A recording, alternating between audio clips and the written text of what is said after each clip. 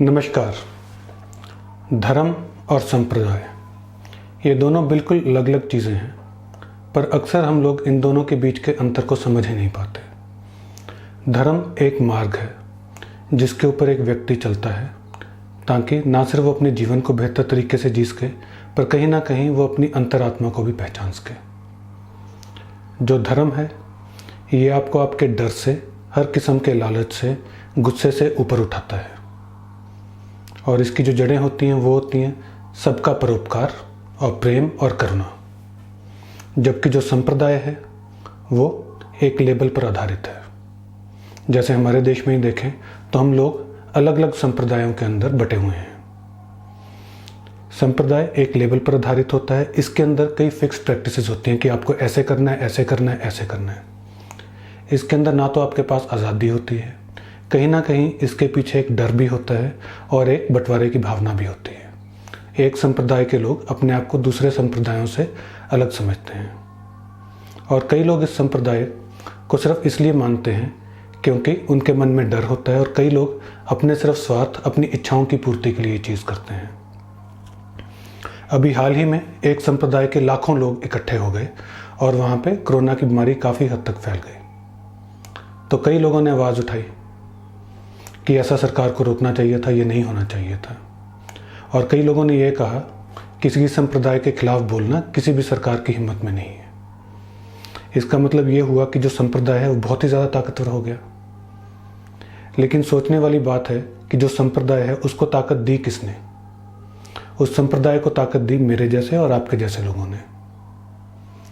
जब भी कोई इस तरह की गलत चीज़ होती है, कोई इंसान संप्रदाय के खिलाफ बोलने की हिम्मत नहीं रखता। लोग सिर्फ सरकार के खिलाफ आवाज़ उठाएंगे। आप सोच कर देखें, भले ही सरकार ने नहीं रोका, लेकिन जो उस जगह पे इकट्ठे हुए लाखों लोग थे वो कौन थे? वो आपके और मेरे जैसे ही तो लोग थे।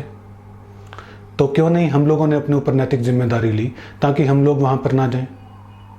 लेकिन जो लोग वहाँ पर गए वो किस भावना के साथ गए? वो समाज की भलाई की भावना के साथ तो नहीं गए। वो सिर्फ अपनी इच्छाओं की पूर्ति के लिए गए कि मैं वहाँ पर जाके स्नान करूँगा और मेरे ये सारे काम पूरे हो जाएंगे। और कई लोग डर की भावना के साथ भी गए कि अगर मैंने वहाँ पर जाके स्नान नहीं किया तो पता नहीं कितना बड़ा पाप हो जाएगा। और ये सिर्फ एक संप्रदाय की बात नहीं है। जितने भी संप्रदाय हैं उन्होंने कहीं ना कहीं कुछ ना कुछ ऐसा किया जिसके साथ कि हमारे समाज का नुकसान हुआ, और जो ये बीमारी है इसके ऊपर कंट्रोल पाने के अंदर भी हमारी जो कोशिशें थी उनके अंदर हमें पीछे हटना पड़ा।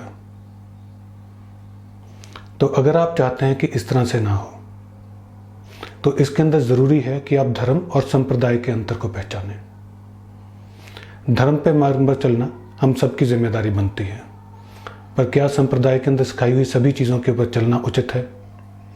या हमारा जो पहला मकसद है वो होना चाहिए कि हमारे समाज का कल्याण किस तरीके से होगा, उस चीज़ के बारे में विचार करना। और गलती सिर्फ उन लोगों की नहीं है जो कि किसी संप्रदाय की सिखाई हुई शिक्षा के ऊपर चलते हैं। गलती उन लोगों की भी है जो कि उस जगह के समूह के अंदर नहीं गए, क्योंकि उन लोगों ने विरोध नहीं किया इस चीज़ का। गलती उस संप्रदाय के उन लोगों की भी है जो कि भले ही इन चीज़ों में विश्वास नहीं करते, लेकिन फिर भी वो एक मूक दर्शन बन के इस सारी चीज़ को होते हुए देखते रहे। संप्रदाय की जो ताकत है वो आम जनता के साथ ही बनती है, और अगर आपको लगता है कि संप्रदाय गलत दिशा के अंदर जा रहा है तो आपको उसका विरोध करना चाहिए। अगर आप बोलकर विरोध नहीं कर सकते तो कम से कम अपने संप्रदाय से अपने आप को हटा तो सकते हैं। सांप्रदायिक जगहों पे चंदा देना बंद करें, उन जगहों पे जाना बंद करें, और कहें कि आज से मैं इस संप्रदाय का फॉलोअर नहीं रहूँगा, और वो कोई भी संप्रदाय हो। अगर इस तरीके से लोग अपने संप्रदाय के अंदर होने वाली गलत चीज़ों के खिलाफ आवाज़ उठाएंगे, या कम से कम उसके खिलाफ अपना विरोध प्रदर्शन करेंगे, तो इसके साथ भी सांप्रदायिक तौर पर जो गलत चीज़ें होती हैं हम उन चीज़ों से ऊपर उठ सकते हैं। तो सिर्फ सरकार के ऊपर इल्ज़ाम लगाने से कुछ नहीं होगा। हम सबको भी अपनी अपनी नैतिक जिम्मेदारी समझने की ज़रूरत है, और हमें यह भी समझने की ज़रूरत है कि धर्म और संप्रदाय के बीच में क्या अंतर है। नमस्कार।